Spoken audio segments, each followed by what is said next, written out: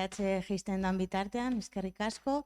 Orain, berak esan bezala Abel Camacho kingo dau bere aurkezpena, kompetentzia digitalen inguruan, bera formazioz euskal filologoa da, talde UEUko talde eragileko kidea, eta, bueno, azken urteotan batez ere, online irakaskuntza eta ingurune digitalen inguruan, bueno, aritua, ikertzailea ere bada, bere horretan, eta berak aurkeztuko digu hori, kompetentzia digitalak eta euskal komunitateak itzaldia. Eskerrik asko. Eskerrik asko. Nabaritzen da etxean nagola, etxean jokatzen dudala partida hau, eta lagunen arteko aurkezpen hauek horregatik direla, ez beste ezergatik.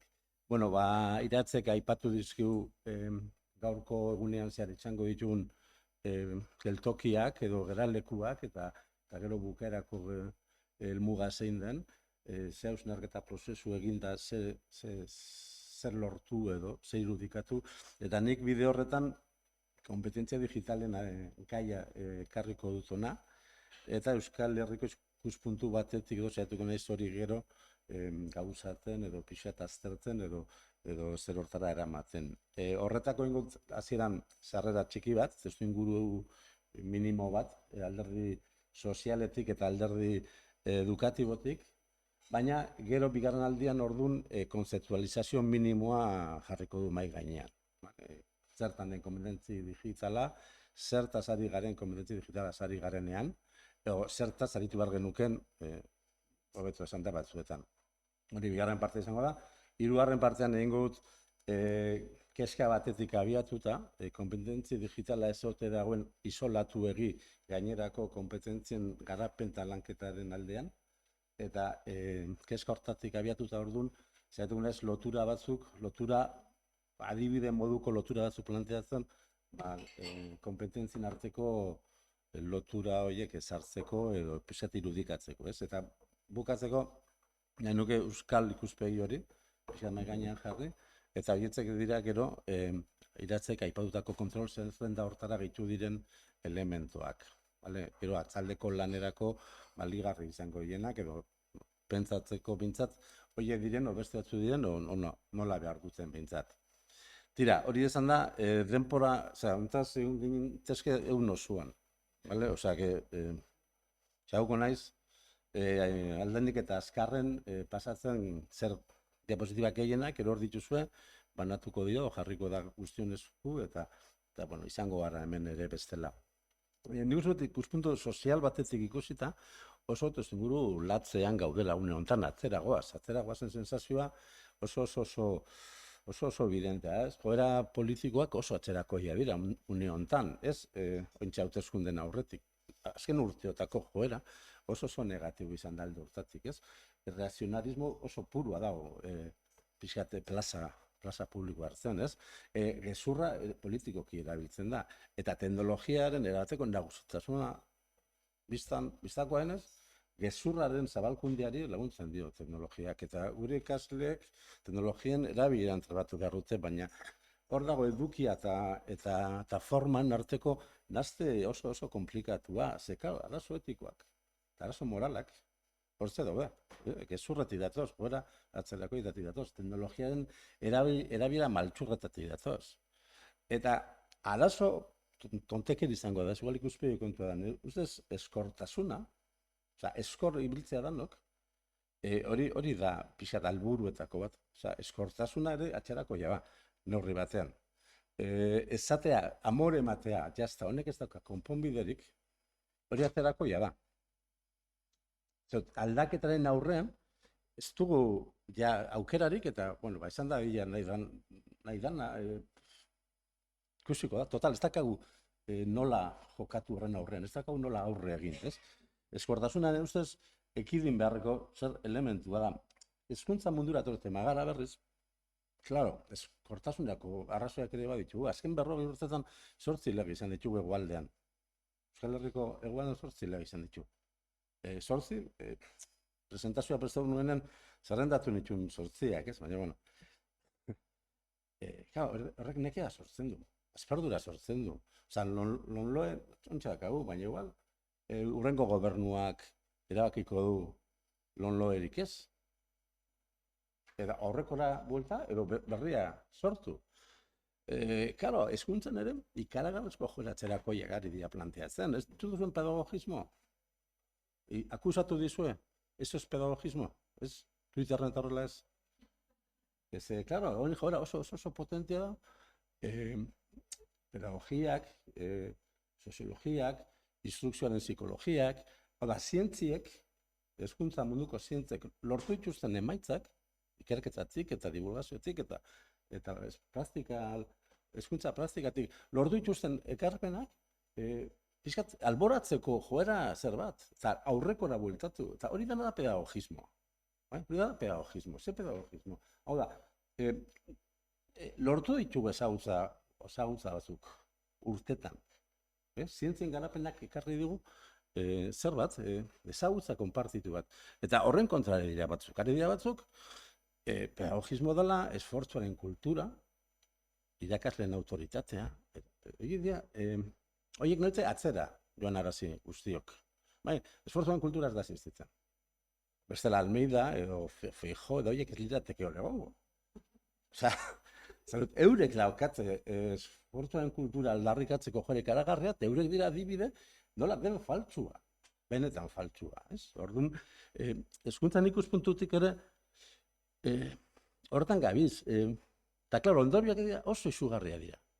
Hemen, kompetentzi digitalen ikuspuntutik, arrakala digitala esaten da. Hori faltsua da.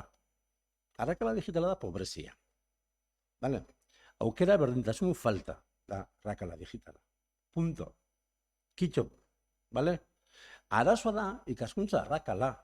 Horren ondorioz, pobrezia egorengatik, berdintasun nerako aukera faltagatik zor daiteken ikasteko aukera ez izatea guztiok. Hori da arazoa, baina ez arrakala digitala. Hori, pentsatu pixat ikuspuntu ideologiko batetik, ideien munduko planteamendu batetik pentsatu hortan, eta ez da posible. Claro, kontestu hau baldin bada, nik baikortasunerako zeak eman behar ditut. Derrigor, bale? Esan bezala, ikuspuntutik eskorra izatea da atzera juteko oso modu erresa. Orduan, ingo pixkat askarazaz konzeptualizazio kontu hau, kompetentzitazia non gauden, nondik gatozen, eta hemen kompetentzi lehenko kontu honetan ere badaukagu betiko dikotomia hori, ezagutzak eta kompetentziak, ez? Dikotomia faltsua da. Faltsua da. Gauzak jakin, gauzak egiten jakin, gauzak egiten jakiteko gauzak jakin behar dira. Ezagutzarik gabe, ezagutza enziklopedikorik gabe, epistemologikorik gabe, ez dago kompetentzien garapenik.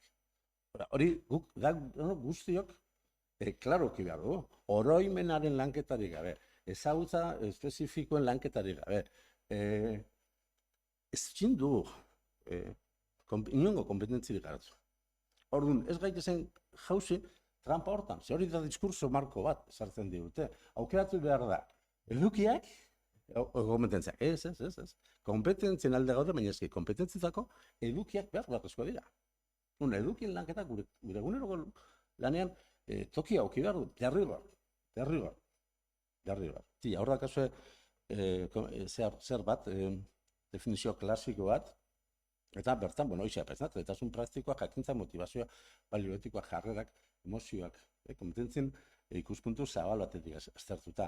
Hortik pasako gineak oinarrizko kompetentziak, iratzek aipatu ditu, oinarrizko kompetentziak, gaitasunak erabiltzen genuen garai hartan kompetentzien sortu zanean, kendu zuten gaitasuna, funtsezko oinarrizko terminologian egi da arazoa kaula, ez? Euskal Herrian, hortxe dira sortziak, eta kompetentzia digitalan definizioa ere, hau da, azkenengoa dakaguna, kontseiluaren gomendioa, mazortzikoa, eta, teknologia digitalak modu seguruan, kritikoan, arduratzen erabiltzea, da, batez ere egin beharra, digitalaren egin beharra, garatzen denean, ikasteko lanerako edo gizarten bertazteko.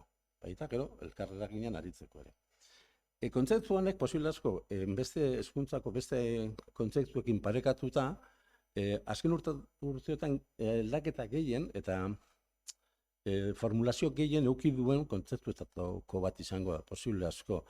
hemen Amaia Arroion infografia hau ekarri dut, erakusteko hau, ez? Nola junden garatzen, nola etengabeko performulatze bat egin den, eta hau nola den oso gauza serioa. Zenbat berzio, zenbat ikuspuntu, zenbat berritze, zenbat egokitze, eta Amaiak 17an jartzen zuen 2 puntu bat, eta ontxe martxuan, 2022ko martxuan, publikau zen oin indarren daun azkena, 2.2, eta nik bereziki gomendatzen zuet, honi begiratu bat emateko. Eman espadio zue, mointxe espliko dut nola, eremu berri bat dauen, dimentsio berri bat dauen, eta oso da belgarri. Hau martxuan publikatu zen iaz, adimen artifizialaren gaia badauka barruan sartua, eta azkar esateko 5 dimentsio ditu. Lehena da eremuak eta formazioa, komunikazioa, edukia, segurtasuna eta arazoa konpontzea. Horren arabera jokatu beharreko, non jokatuko dugun, non zabalduko dugun gure kompetentzia digitala eremu horietan. Eta bat gaitasun, informazioan 3, 6, 4 gaitasun edukiak hortan, eta hona ekarri ditut horietzek, gaitasunak. Eta 3. dimentsioa beraz egun ditzateke, kandu moldean autoevaluaziorako prestatua dagoen eta egin dezaket moldean planteatzen dien gaitasun mailen irakasteko konpetentzia digitalaren kasuan bezalaxe, nork bere burua aukeratu, burua kokatu ahal izateko ze garapen mailatan dagoen, ez? 8 maila, A1, A2, olako referentzi markoen antzeako terminologia darabil horrek ere. Eta hau da, 4. dimentsioa da berria, 2022ko berzioak berri ekarri duna, eta da, gaitasun bakoitzari, eta bat gaitasun esan dugu, horietako bakoitzari, eduki batzuk, zeletasun batzuk, eta jarrera batzuk esleitzea. Eta lan bat da oso potentea, argitzeko, gaitasun horren garapenean eta eskuratzean, ikasleak, herritarrak, hobeto esan da, herritarrak, ze ezagutza eskuratu behar dituen, ze zeletasun garatu behar duen, eta ze jarrera, hasi balitzaken, ze jarrera erabiltzean bere egunerokoan, ez? Gaitasun bakoitzuk 10 bat, 10, 15, 12, ez da zenbaki fijoa, baina denera 200 gora, 260 deskribatzaile operatibo ditu honela. Eta bukatzeko, azkenengo dimensioa, erabili adibideak, askotan, ikasteko egoerakin ere lotu daitezkenak, inkluso gida turistikoa, iratzen adibidean aldetzik ere, hainbat ezagutza, hainbat zeletasun, hainbat gaitasun mobilizatzen dituen egoerak jakin bat, eta hortan gaitzeko estrategi didaktikoa pretxendo berritzak, edo garatu liteke. Bale, onaino aia hauta, zeati da garrantzitsua kompetentzia digitala. Zan dezaun, azkar, ez?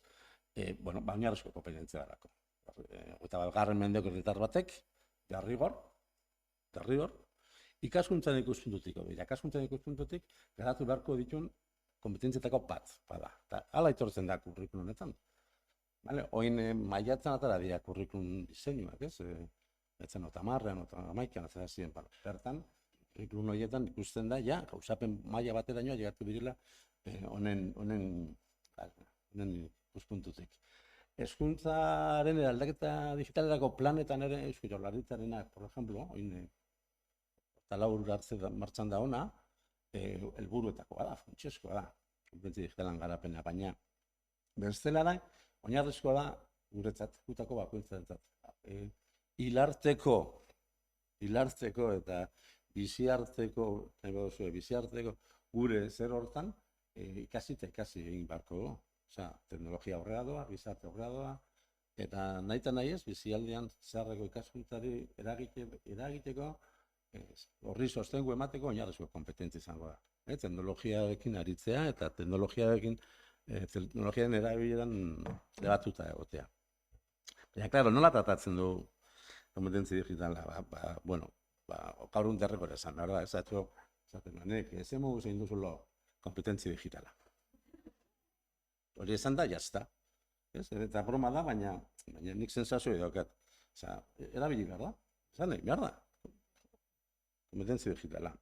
Eta, karo, era berean oso gotan zankorra da, ze, edabidean jipoitu bada, etengabean, osea, edabide irrati, egunkari, aldizkari, telebista, podcast, eta danetan, jipoitu egiten dute, eta alarmismo puntu batera ailegatzen dira tanak, ez? Argia, lenguan, oin egun batzuk, irakurri zuen notizia, nola Frantziko irakasle talde batek elkarte bat, eta elkarte horri du denuntzia, antza denez, eure esanetan, eta argiaren esanetan, zientifikoki demostrauta da, gailu, tresna, ordenagailu, tablet, horiek nola bete diren, eta deku guztietan diren, demostrauta dagoela zientifikoki, horien erabilera masiboak ikasleen errendimendu akademikoari kaltze egiten diola. Osea, demostrauta dagoela zientifikoki hori. Vamos a ver. Beti da alarmismoa. Eta komunikabidetatik, edabidetatik, ez dut ematen benetan informazio guk egoeraren berri izateko gutxieneko informazio kontrastatua ez dut ematen. Eta da beti morboa, eta akordatzen zate, gai baten oso tipikoa zen, ez? Bideojoko violentoak, eta beti etxean sartuta, jolasean, otzen zan nerabeak, joera violentoak izaten zituen. Ja, klaro, hori mantra bat izan zen. Akordatzen zate? Nik bakarrik izate. Neska gazte bat, mutil gazte bat, balin bada egun zuen etxean sartun da. Horrek ez dauka astirik, joera violentoak izateko.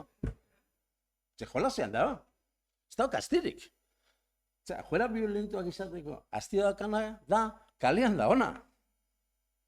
Eta bestelako zereginetan da biena. Orduan, hemen ere, kompetentzia digitala eta teknologiaren planteamendu izaten da oso manikeoa eta oso alarmista. Eta hori zientziaren kontra doa, eta logika eta arrazol.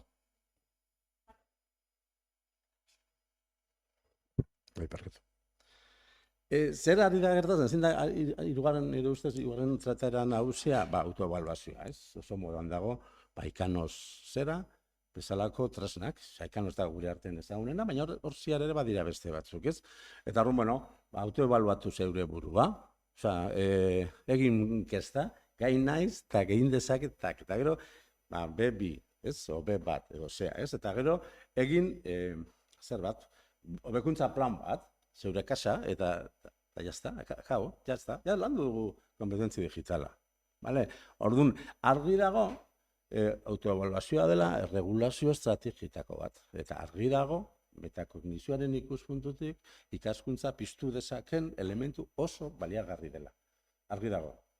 Izan daitekela bintzat, baina, karo, karikatura gisa planteatzen du askuna. Osea, autoebaluate. Ja.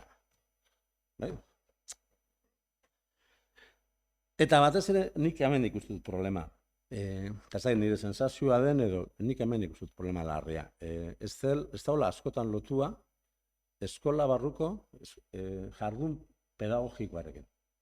Gainerako jardun pedagogikoen askotan, igual exageratu izango naiz, ez bakit, gauza hauek esaten dela, ez, eta tokian tokiko berezitasuna daude, eta, bale, baina, pentsatzen dut, zera imar genukela, aldegin berezia, lotura hori ezartzeko gainerako jardun pedagogikoakin. Eta, lehen esan dudan moduan,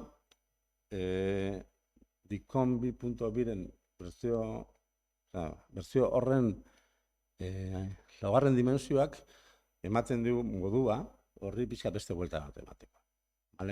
Edukiak zehazten ditulako, treletasunak zehazten ditulako, eta jarrerak zehazten ditulako. Nik adibide batzuk ipiniko ditut. Igual, temporaz... No. Adibide batzuk ipiniko ditut. Por ejemplo, bigarren Santana daude numerauta. Gaitasun eta numerauta. Bigarrena, ezagutza da. Eta orduan, herritarrak, gure ikasleak, badaki diru kosturik gabe. Pertsonen eskura dauden lineako edukiak, edo publizitatearekin ordaintzen dela, edo erabiltzaileen datuen salmentarekin. Hoi jakin behar du gure ikasleak, halako maila batzen, jakin egin behar du. Vale? Eta hori nolabait, kompetentzi digitalaren lanketaren esparrua gainditu egiten du horrek. Eta lotu behar genuke, herritartasunerako kompetentziakin adibidez. Eta kompetentzia hori lantzen ari garenean, badakau hor, lan egiteko zerbait, zin dira gaur egun funtsezko arazo etikoak izarte honetan. Jendartean, zin dira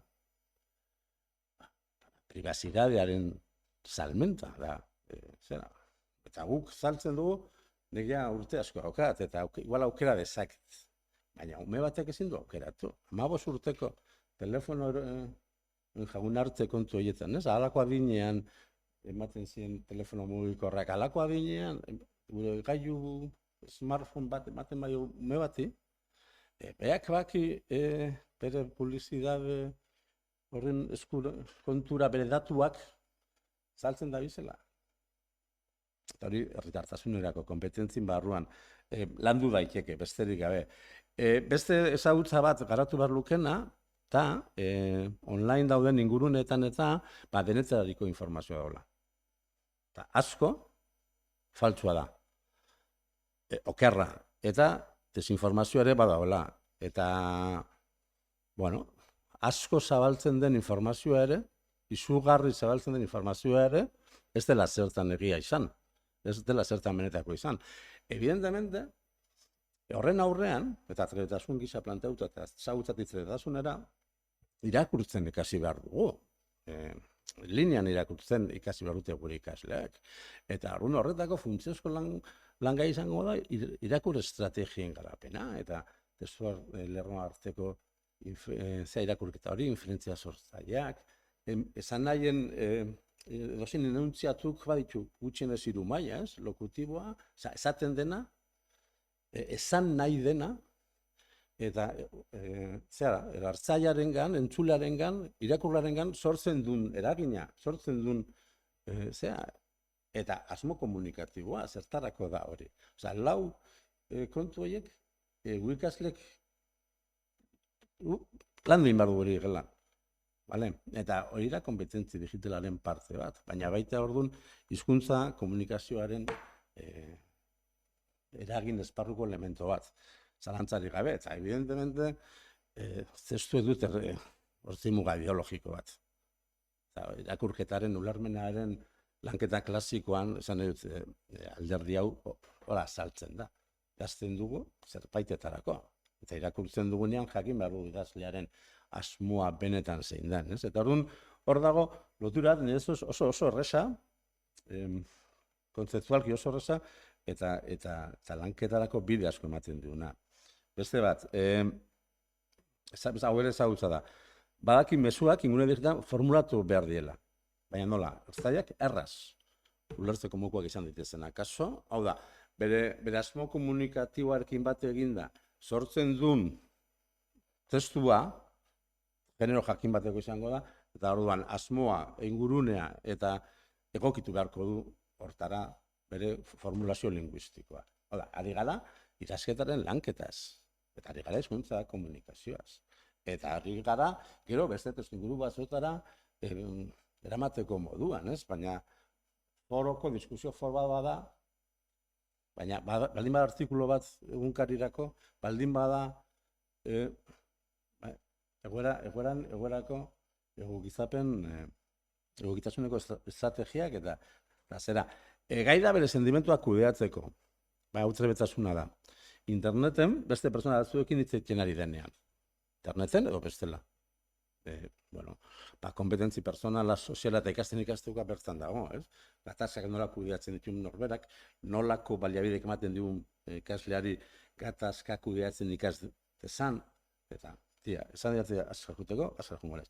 Hemen dituzue, ez dago interneten partekatzeko berak indako lana, baina, karo, ekintzaietza edo kimenerako kompetentzio horren aritik, ikasteko eta arriskatzeko eta ziurgabetasunari aurre egin behar dio pertsonak. Eta nor naiz ni Wikipedian zer publikatzeko. Nor naiz ni lana blog batean, eskolako blogean ipintzeko, nor naiz ni kasgelako zea, nor naiz ni hori, ez da, ja, soziala da, Osea, kintzailetza kompetentzia da, baina baita bestea ere, aurreko, tira, askarrago egingo dut, bale, hemen dakazuet dena den, niko gomendatzen dizuet, aztertzeko laugarren dimentsio hortako zerak, eta ez nuke amaitu nahi, azkeneko partea gure ikuspuntutik, kompetentzia digitala tratatzen dugunean eta gelara eramatzen dugunean, guk argi dakagu ingurune digitalak euskaraz behar dula. Euskaraz behar du, eta euskaraz behar du, euskaraz ikasteko, irakasteko eta ikertzeko ekosistema digital bat sortuta. Euren konpromisua da, garapen horri eusteko eta aurrera egiteko. Eta euskaldunun esku usteko, ikasteko objektu libreen biltegia eta ikasteko materialen zerak usteko guztiok erabiltzeko moduan, baina baita irakasteko momentuan eta ikertzeko momentuan. Euskaren etorkizuna non dagoen ez dakigu, baina ingurune digitalik gabeko etorkizunek ez dauka euskarak. Eta hori jakin badakigu, eta kompetentzi digitalaren lanketan ari garenean, euskararen ikuspuntu hori derrigorrezkoa da. Lizentziapeko zer gertatzen da? Lizentziapeko softwarea erabiltzen badu, ez dago laburezko euskaraz egotea doz. Googleek nahi badu, presionatzen badugu, ze presionatu behar dugu guk enpresa bat. Osea, guk euskaldunak eta guk geure ingurunean nahi dugu euskaraz. Eta hortik gatoz orduan software librearen eremura. Derrigor, kompetentzia digitalaren garapenerako edozein planteamenduk, gure ustez, software librean oinarritu behar da. Software librean oinarritu behar da, erraldoi teknologikoen arriskuak ebitatzeko, euskalduna izateko, elkar lana eta ezagutza partekatu ahal izateko, eta ikuspuntu etiko batetik hainbeste kontu esan genezak, ez? Baina ikuspuntu etiko batetik guk egile eskubideak adibidez, eta partekatze kulturaren barruan etikoa da software librea erabiltzea, eta lizentziapekoa askotan ez.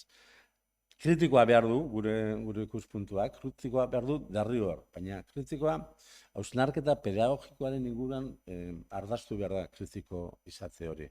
Nik lehenguan, otorren ezenan, goatu naiz, apirilan izan zen Moodle Muti Euskadi, utako batzuk egon ginenan, Moodle erabiltzaileen bilgune bat bada, urtero egiten da jardunaldia, eta bertan hiru interbentzio izan ziren, Nextcloud, zautzen duzuen, Nextcloud da, odei pribatuak sortzeko aplikazio. Librea, software librekoa da. Perfecto.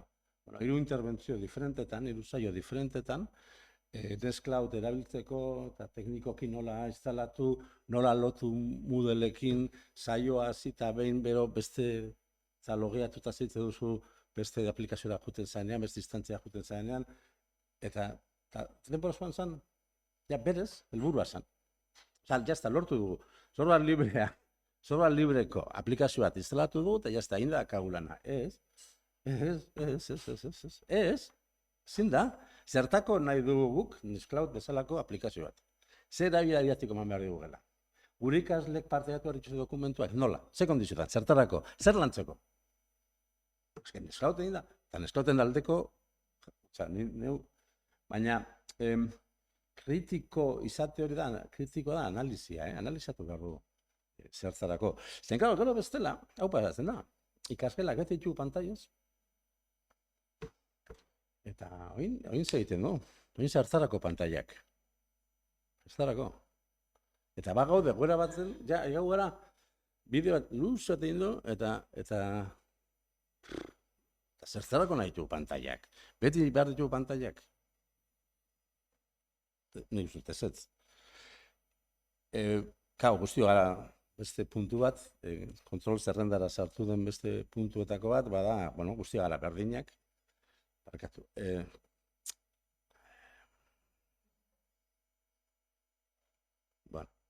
Guztio gara berdinak, baina guztio gara diferenteak baita, ingurune digitalean ere. Aurrez aurre, jakina, baina askotan, ez da, gazten artean gaina gertatzen da, ingurune digitalean gauzak diferente dira, beste mundu batean sartzen dira. Baina ingurune digitalean ere, pertsonak pertsona gara. Eta berdina gara. Baina, ez gara diferente ere bai. Eta horren, pixkat, horren ideia ardukitea, kompetentzi digitala lantzeko planteatzen ditugun jarduerak didaktikoetan, hori funtsezkoan ikuspuntutik.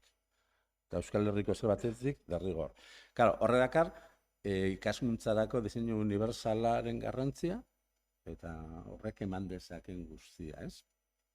Hemeretzian editatu genuen liburu hori kompetentzi digitalak eta hezkuntzan, eta bertan Josi Sierrak idatzi zuen artikulu bat hontaz. Oso modua badaukazu, interesa daukazu ona, Josik eta beste lankide batek, bien artean idatzi zuten, eta egin zuten gelatik hurbileko planteamendu batetik aztertu nolatan. Gomendatzen dizuet pixkat hontaz esateko. Orduan, klaro, zer du honek? Guztiontzat bada, hemen historikoki funtzionatu du, ondela, egiteko kurrikulu bat guztiontzat, eta gero egokitzapenak. Eta, karo, zenbat egokitzapen, zenbat persona diferente dago. Ideia ez da, gero egokitzapenak eginteko aukera ematea, baizik, egokitzapena egiteko behar gutxi izatea. Eta hori lortuko dugu, guztiontzako baligarri den testuinguru bat ez ere bada. Eta, bueno, amaitzeko, ez da oso askaskun zen bukaeran, baina hori da litzateke asuntu, ez? Nire ikuspuntutik.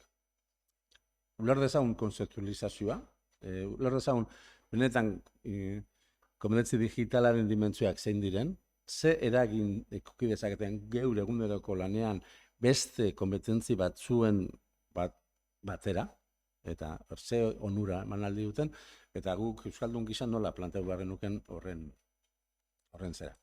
Eskerrik asko.